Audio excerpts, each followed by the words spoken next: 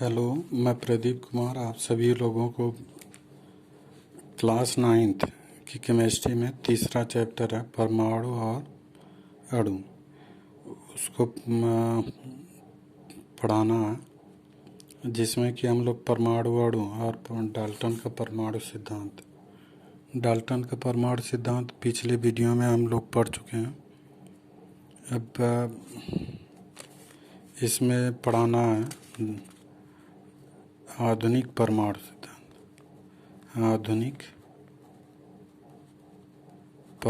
सिद्धांत।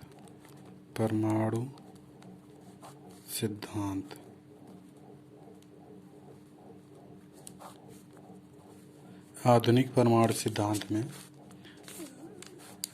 जितना भी डाल्टन का कुछ नियम गलत है उसी को इसमें सुधारा गया है, संशोधन बस किया गया है। उनके नियम में मतलब कि का नियम गलत नहीं था, उनके नियम में बस संशोधन किया गया है। तो उसी संशोधन को अब इस समय किया गया है। तो उसमें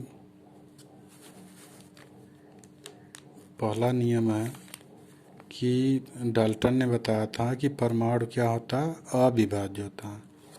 लेकिन जो आधुनिक परमाणु यानी कि पुरानी परिभाषा यही डाल्टन के परमाणु सिद्धांत के अनुसार होता है, परमाणु अविभाज्य होता है, यानी कि अर्थात परमाणु को विभाजित नहीं किया जा सकता।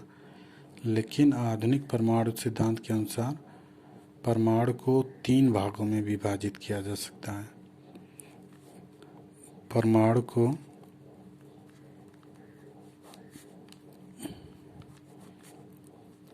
तीन भागों में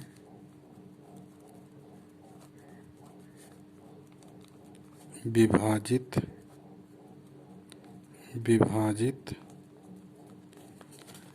किया जा सकता है।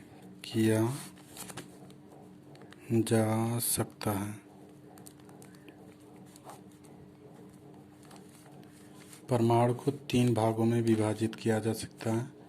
पहला होता है इलेक्ट्रॉन, दूसरा होता है प्रोटॉन, तीसरा होता है न्यूट्रॉन। यानी कि जो परमाणु होता है, परमाणु को 3 भागों में आसानी से विभाजित कर सकते हैं, इलेक्ट्रॉन, प्रोटॉन और न्यूट्रॉन। यह परमाणु का मूल कण होता है। तो इस तरह से डाल्टन का परमाणु सिद्धांत जो दिए थे कि परमाणु अविभाज्य होता है, उसको उसमें संशोधित कर दिया गया। तो वह आधुनिक परमाणु सिद्धांत के अनुसार बताया गया कि परमाणु को 3 भागों में विभाजित किया जा सकता है, इलेक्ट्रॉन, प्रोटॉन और न्यूट्रॉन। दूसरा डाल्टन ने बताया था कि एक तत्व हो तो उसका परमाणु भार, आकार और जितना भी उसका गुण होगा सब भिन्न भिन्न होगा। लेकिन यहाँ पर बताया गया है कि उसमें बताया गया था कि समान होगा, सब जगह जितना भी गुण होता है सब समान होता है। लेकिन आधुनिक परमाणु के सिद्धांत के अनुसार यह बताया गया कि जो परमाणु होता है एक ही तत्व के जितने भी परमाणु होते हैं उनका परमाणु भार, गुण, आकार सब अलग अलग हो सकता है। यानी कि यहाँ पे कह सकते हैं कि एक ही तत्व के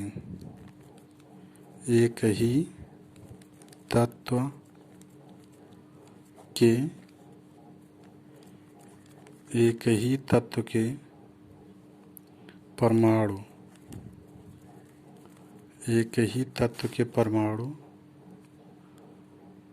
भिन्न भिन्न